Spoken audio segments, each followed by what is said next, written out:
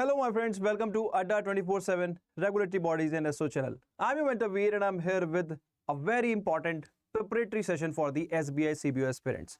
जी हाँ दोस्तों, आज से हम स्टार्ट करने वाले हैं अपनी practice sessions for the SBI CBO, specially catering to the banking knowledge section. तो दोस्तों आई थिंक कहीं ना कहीं देखिए जो YouTube जो हमारी है वो फ्री कंटेंट देने वाली है, और जो हमारा पेड कंटेंट है, अगर आपको सपोज लगता है कि आपको कंटेंट नहीं है, अगर देखिए YouTube आपको कैसे हेल्प कर सकता है, आपको हम प्रैक्टिस अच्छी करवा सकते हैं ऑन YouTube. स्टिल आपको लगता है कि यार सर मेरे कुछ पर्टिकुलर टॉपिक्स हैं, तो ऑलवेज कमेंट सेक्शन ओपन रहेगा, आप अपने क्वेरीज पोस्ट कीजिए and I will come up with a dedicated session on particular topic. End to end थोड़ा सा कंटेंट करवा पाना पॉसिबल नहीं है. प्रैक्टिस हम आपको एंड टू एंड कराने की कोशिश करेंगे, तो उसी से related this is our class number 1. तो I hope you are ready. बाकी क्लास में क्या रहेगा तो एंड तक बना रहना जरूरी है ताकि आपको कंप्लीट क्लैरिटी रहे. तो चलिए स्टार्ट करते हैं दोस्तों आज का session. But before starting our session guys, अगर आप हमारे चैनल पे नए हैं तो please download our Adda 24/7 app from the link given in the description box and do check out the free material that we are offering. Moreover किसी भी course में एनरोल करना है तो ऐप के थ्रू कीजिए by using the code Y581 for maximum possible discount.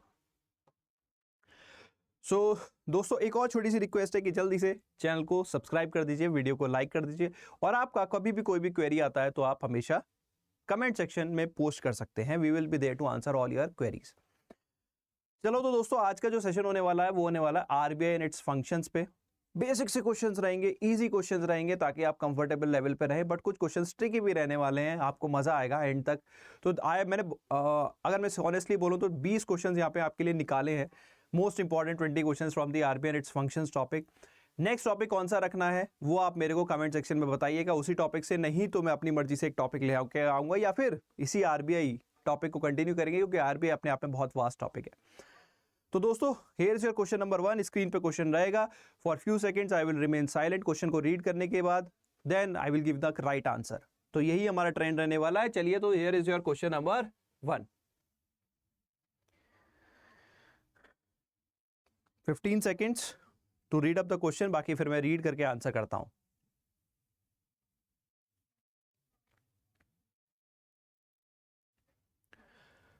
What is the primary objective of the Reserve Bank of India? Profit maximization, price stability and control of inflation, currency printing, fiscal policy implementation, all of the above. Sorry, not W, it's E. It's a printing mistake, so do not worry, it's E, not W. So what will be the answer? देखिए, central banks are not there to make profits. They have no business to do business. They are, तो ये पहला तो हो नहीं सकता. ठीक है. करेंसी प्रिंटिंग ये एक फंक्शन वो परफॉर्म करते हैं. Fiscal policy is part of government taxation policy, तो ये भी नहीं हो सकता. तो ऑल ऑफ दी अबव तो हो ही नहीं सकता. अब ये हो सकता है या ये हो सकता है. ठीक है. देखिए अगर हम बात करें द प्राइमरी ऑब्जेक्टिव, अगर मॉनेटरी पॉलिसी का आपने सेक्शन देखे हैं तो primary objective of RBI central bank is to have growth and price stability in the economy. उसको अचीव करने के लिए we perform different type of functions. ठीक है. तो सबसे पहला इसमें जो आंसर आ जाता है वो आ जाता है, more appropriate answer is option number B. B इसमें ज्यादा सही है. आई होप आपने सही आंसर लगाया हो. ठीक है. चलिए next question. The RBI's role in managing the foreign exchange reserve includes. बहुत ही सिंपल क्वेश्चन है, हार्डली 10 सेकेंड्स लगने चाहिए. Option A, buying and selling of foreign currencies, regulating stock markets, C, controlling inflation, D, agriculture credit management, E, all of the above. RBI's role in managing forex. तो forex exchange is basically dealing with different currencies. तो option number ए, आई think ये तो किसी का गलत नहीं होगा. ये तो अगर किसी ने बेसिक RBI वर्ड भी सुना है तो भी, या फॉरेक्स वर्ड सुना है. फॉरेक्स से जब आप एक करेंसी को दूसरे में कन्वर्ट करते हो तो दैट इज फॉरेक्स एक्सचेंज. ठीक है. एक्सचेंज वर्ड से भी हो जाता है यार ये. यहाँ पे हम buying and selling of foreign currency, तो answer is option number A.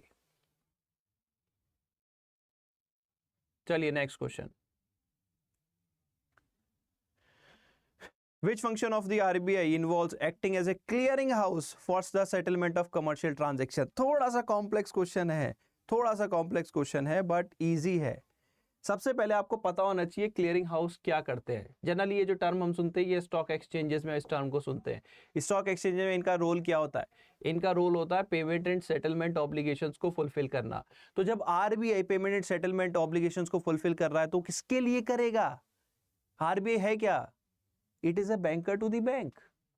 As well as government. But क्या होता है, पेमेंट एंड सेटलमेंट ऑब्लिगेशन, दो बैंक्स का जो पेमेंट एंड सेटलमेंट ऑब्लिगेशन है वो करवाना क्लियरिंग हाउस के तौर पे। So more appropriate answer is bankers bank. Government के बिहाफ पे कोई पेमेंट एक्सेप्ट करना या गवर्नमेंट का कोई ट्रांजेक्शन कैरी आउट करना, तो that is the bankers, that is the role as a banker to the government. But दो बैंक्स का कंप्लीट सेटलमेंट करवाना, that is option number B, clearing house के तौर पे काम करना। ठीक है, चलिए नेक्स्ट।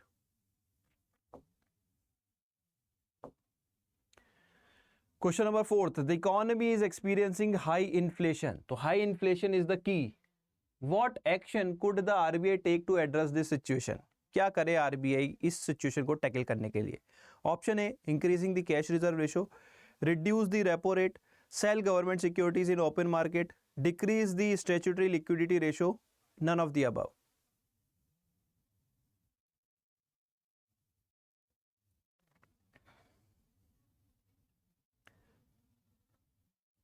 आई थिंक ये क्वेश्चन जो है थोड़ा सा नहीं सही है।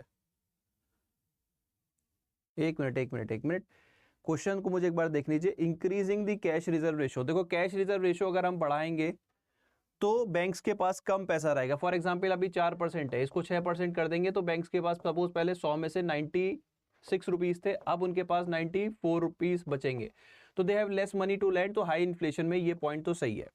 दूसरा है रिड्यूस द रेपो रेट, नहीं रेपो रेट उनको बढ़ाना पड़ेगा। For tight monetary policy they need to increase the repo rate, तो ये तो ऑप्शन नहीं हो सकता। देन सेल गवर्नमेंट सिक्योरिटीज, जब आरबीआई गवर्नमेंट सिक्योरिटीज सेल करेगा यानी कि बैंक इसको बाई करेंगे, पैसा कहां से आएगा, यहां से आरबीआई की तरफ आएगा, तो टाइट मॉनेटरी पॉलिसी, तो ये भी आंसर हो सकता है। इसलिए इसको हम बोलते, सी ऑप्शन को हम थोड़ा सा करेक्ट कर देते हैं, क्योंकि ये भी हो सकता है बाई, ये होना चाहिए बाई गवर्नमेंट सिक्योरिटीज, तो ये गलत हो जाएगा। तो ये ऑप्शन में थोड़ा सा मॉडिफाई करूंगा दोस्तों, ठीक है, क्योंकि अगर आरबीआई सिक्योरिटीज को बाई करेगा, मैं आपको बताता हूं, देखो क्या है, हाई इन्फ्लेशन अगर है इकोनॉमी में, यानी कि ऑलरेडी लिक्विडिटी, मैं दोनों चीजें लिख देता हूं, हाई इन्फ्लेशन और लिक्विडिटी। हाई इन्फ्लेशन है तो लिक्विडिटी कम करनी है। लिक्विडिटी का मतलब ये आरबीआई है और ये बबल हमारा इकोनॉमी है, तो पैसा हमें यहां से यहां लाना पड़ेगा, पैसा यहां से यहां लाना पड़ेगा। तो एक तो हम इसके लिए क्या कर सकते थे, सीआरआर बढ़ा सकते थे। पहले 4 रुपए थे, तो अब वो 6 रुपए कहां पहुंच जाएंगे, आरबीआई के पास, क्योंकि CRR is to maintain with the RBI, तो पैसा यहां से यहां आएगा।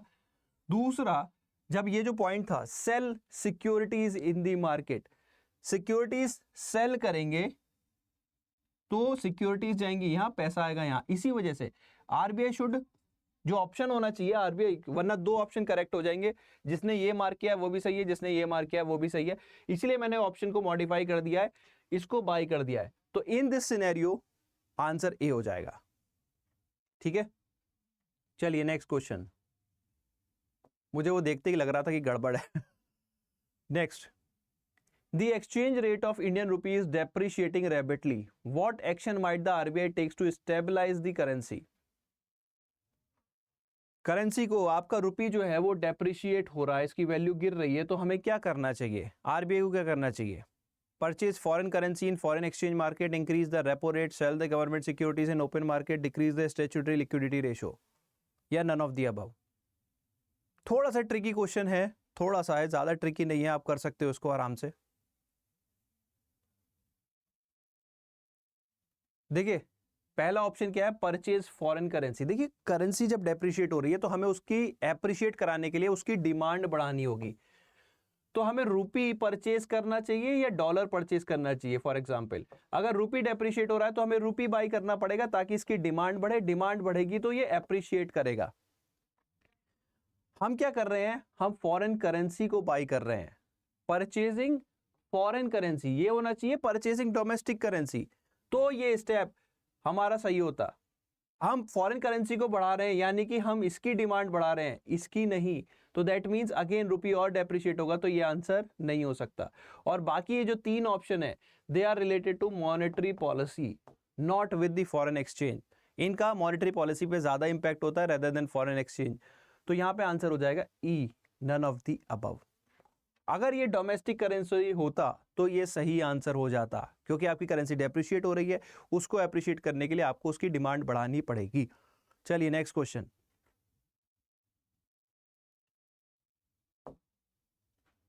Which international organization is the RBI a member of? थोड़ा सा ट्रिकी क्वेश्चन, जनरली ये हमें पता नहीं होता। इंटरनेशनल ऑर्गेनाइजेशन, अब आपके देखो आपका जो सिलेबस है general economy and general awareness and economy, तो इकोनॉमी में हम इंटरनेशनल ऑर्गेनाइजेशंस पढ़ते हैं, तो IMF is one of the very important organisation. तो क्या उसका आरबीआई मेंबर होता है कि नहीं होता है? देखिए IMF में हर कंट्री से जनरली 2 मेंबर्स होते हैं, ठीक है। जरूरी नहीं है कि मतलब एक रीजन से भी मल्टीपल मेंबर्स हो सकते हैं। तो एक मेंबर होता है गवर्नर, जनरली एक कंट्री से जो होता है, और एक होता है अल्टरनेट गवर्नर, ठीक है। तो इंडिया से जो गवर्नर है वो है आपकी फाइनेंस मिनिस्टर, और जो अल्टरनेट गवर्नर हैं वो हैं आपके आरबीआई के governor, which is Shaktikanta Das. तो 2 मेंबर रिप्रेजेंटेटिव होते हैं फ्रॉम अ नेशन। तो this is the answer, option number ए। बाकी जगह आरबीआई नहीं होता, ठीक है। तो answer is option number A. Next question पे आते हैं, थोड़ा सा ट्रिकी क्वेश्चन था, आई hope you have enjoyed the question. Next, The National Electronic Fund Transfer is a system of electronic transfer of money operated by the RBI. ठीक है। What is the maximum limit for NEFT transaction as of 2023? 1 lakh, 5 lakh, 10 lakh, 50 lakh. मुझे पता है बहुत सारे बच्चे जो है इसका आंसर करेंगे 5 lakh, but this is not the limit. 10 lakh करेंगे, this is again not the limit. The limit is as decided by the respective bank. तो रेस्पेक्टिव बैंक अपनी कोई भी लिमिट रख सकते हैं, कोई भी अपर कैप नीफ्ट का नहीं है as of now, no upper ceiling is there. तो answer is option number E. 5 lakh आप स्टैंडर्डाइज नहीं कर सकते ना, हर बैंक का अपना अपना है, किसी का 8 हो सकता है, किसी का 10 हो सकता है, कोई ज्यादा भी रख सकता है, ठीक है। चलिए नेक्स्ट क्वेश्चन।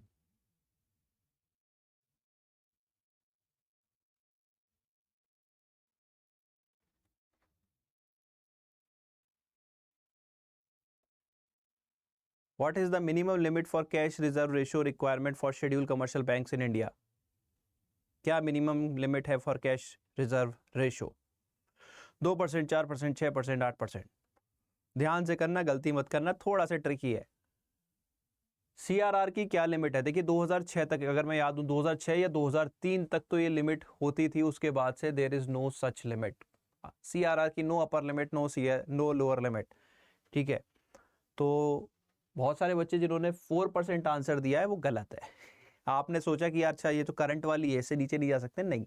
CRR यहाँ पे बेसिकली पूछने का मेरा पर्पस ये है कि कितना कम या कितना ज्यादा हो सकता है, यहाँ पे मिनिमम लिमिट में पूछ रहा हूँ। तो there is no such bar, RBI जितना चाहे उतना डिसाइड कर सकता है CRR को। तो आंसर हो गया ऑप्शन नंबर ई, ठीक है। चलिए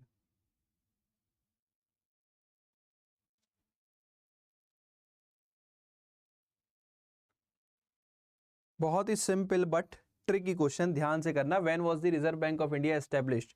1934, 1947, 1950, 1969, या नन ऑफ द अबव?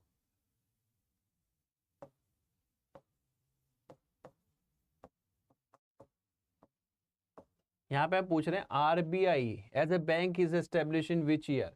तो it was establish in the year of 1935। तो जिन बच्चों ने ए आंसर दिया है वो गलत है। It was the act which was passed in the year of 1934. The RBI was established in the year of 1935. तो answer is option number E, E, ठीक है। चलिए आगे चलते हैं।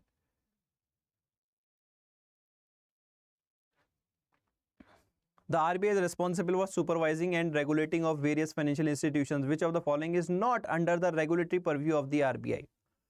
इनमें से कौन से रेगुलेटरी परव्यू में नहीं आता आरबीआई के? Commercial banks, NBFCs, credit societies, cooperative banks, या none of the above, all are part? तो अगर आपको लगता है ऑल आर पार्ट तो आप ई लगा सकते हैं, या आपको लगता है कोई एंटिटी जो रेगुलेट ना हो तो वो कौन सी है? बहुत ही simple, answer is credit societies. देखिए क्रेडिट सोसाइटीज क्या होती हैं? They are regulated under respective state laws. They are formed under respective state laws and regulated by registered cooperative societies formed under respective state laws. So answer हो गया यहाँ पे सी। यहाँ पे ना नाबार्ड का रोल होता, ना यहाँ पे आरबीआई का रोल होता।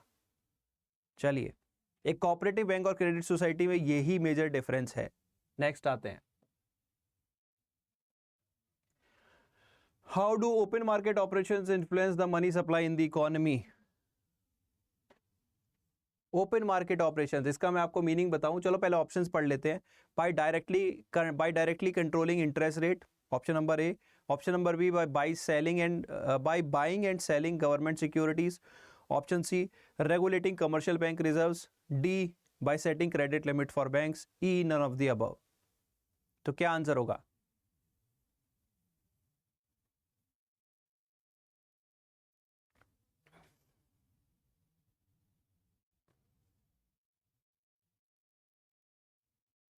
देखिए क्या होता है ओपन मार्केट ऑपरेशंस में, आरबीआई क्या होता है, openly buy and sell the government securities as per the market conditions. तो यहां पे क्या आंसर हो गया? बी, बहुत ही सिंपल। चलिए नेक्स्ट,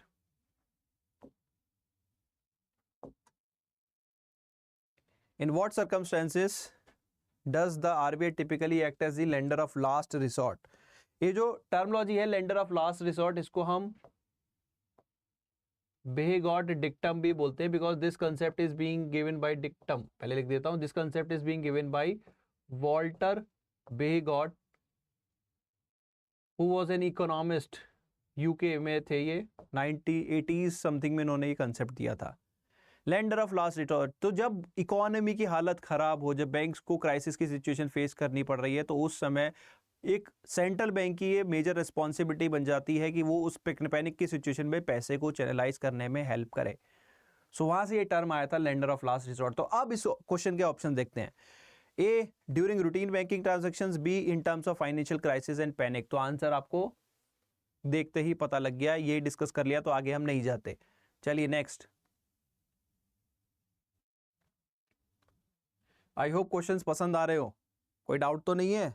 डाउट आए तो बाद में कमेंट सेक्शन में बोल देना, because this video is recorded. तो आई एम सॉरी मैं वैसे वहां अवेलेबल रहूंगा, डू नॉट वरी, ठीक है। What is the minimum capital adequacy ratio required for banks under Basel III norms as mandated by the RBI.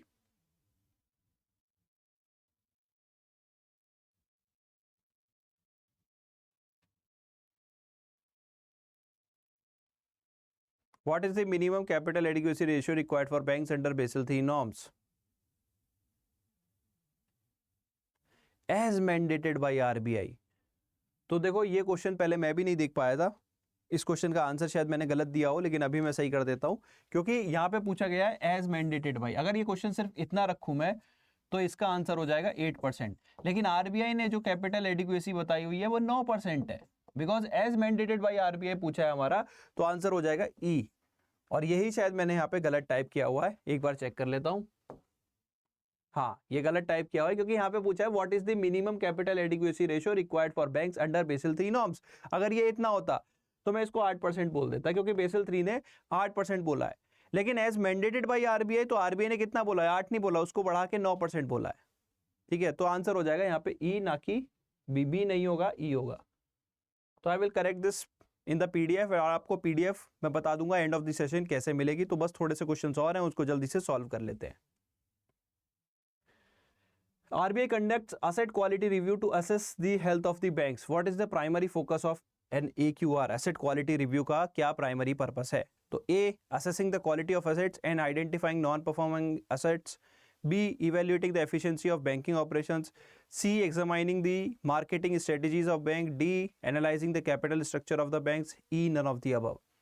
तो देखो question बड़ा सिंपल सा है, आप अगर यहाँ पे देखते सिर्फ लैंग्वेज और ऑप्शन से भी ये क्वेश्चन हो सकता है, आधे बच्चों ने तो ए बिना देखे लगा दिया होगा, but the thing is the A is the right answer.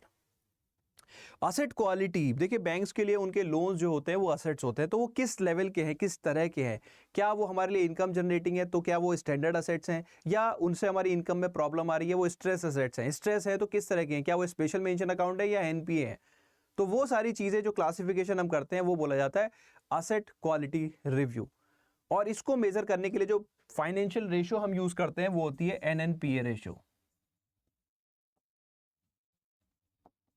ये कैसे कैलकुलेट होती है? ये होती है net NPA divided by total exposure या फिर टोटल लोन्स। अब ये नेट एनपीए कैसे निकलती है, ये निकलती है gross NPA minus NPA that are secured. Secured मतलब they are backed by the collateral. तो ऐसे लोन्स, ऐसे एनपीए हटा दो, they are backed by the collaterals from the gross NPA total में से, तो आपका नेट एनपीए आ जाएगा और उसे जब टोटल एक्सपोजर से डिवाइड कर दोगे तो आंसर आ जाएगा एनएनपीए रेशो। तो this is how asset quality review is being done.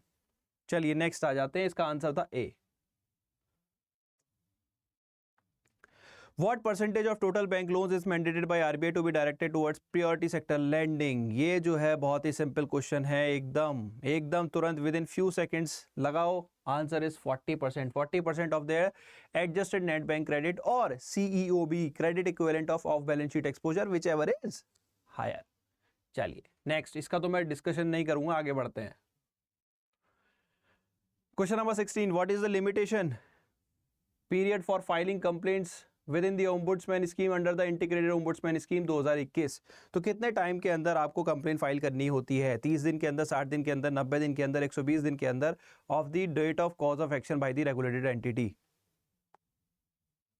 क्या होगा? तो आंसर इज 30 डेज से लेके 1 साल तक।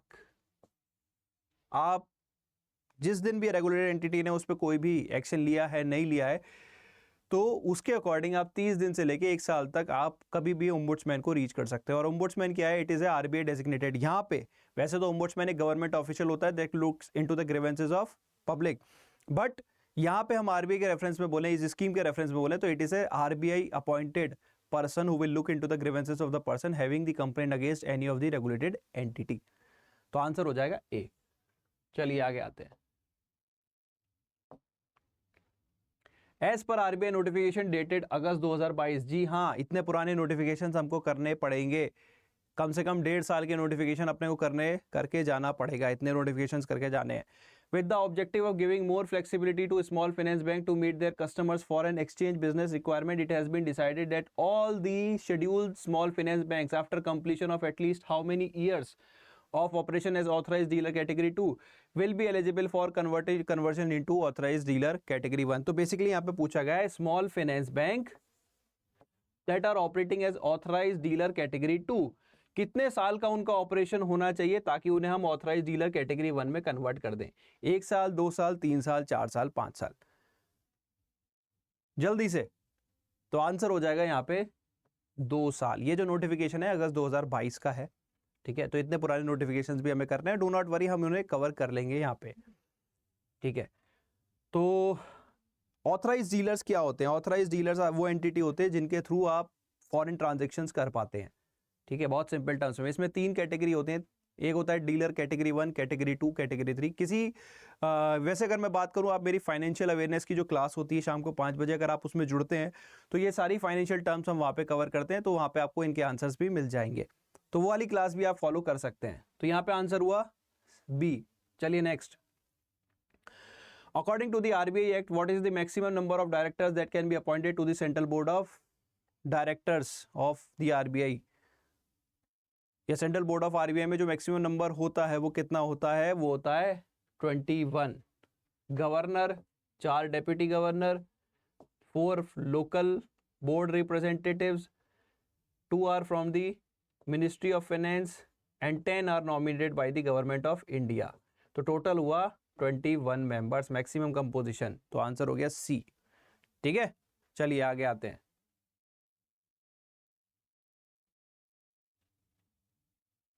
Which section of the RBI Act 1934 provides the power to constitute monetary policy committee? बहुत ही सिंपल सा क्वेश्चन है। मॉनेटरी पॉलिसी कमेटी जो है वो किस सेक्शन के अंडर फॉर्म होती है? तो सेक्शन याद रखना, आंसर इज सेक्शन 45ZB।